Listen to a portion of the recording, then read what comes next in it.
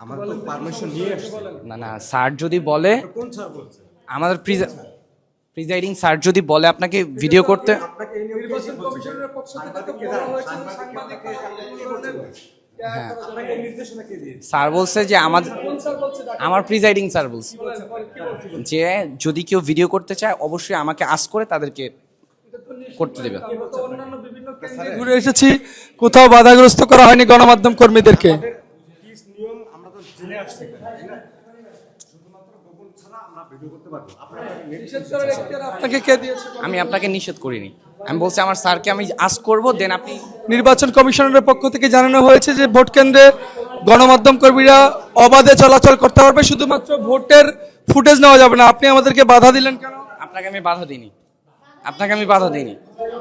It's totally বললেন তো আমি আপনাকে বলিনি, আমি বলছি আমার স্যার যদি আপনাকে বলে দেন আপনি নিতে পারবেন। স্যারের কাছ থেকে অনুমতি নেওয়া লাগবে না তো, এটা তো নির্বাচন কমিশনের পক্ষ থেকে জানানো হয়েছে গণমাধ্যম কর্মীরা অবাধে চলাফেরা করতে পারবে, সব জায়গায় সব কেন্দ্রে ঢুকতে পারবে। আপনি করেন, আপনি করেন।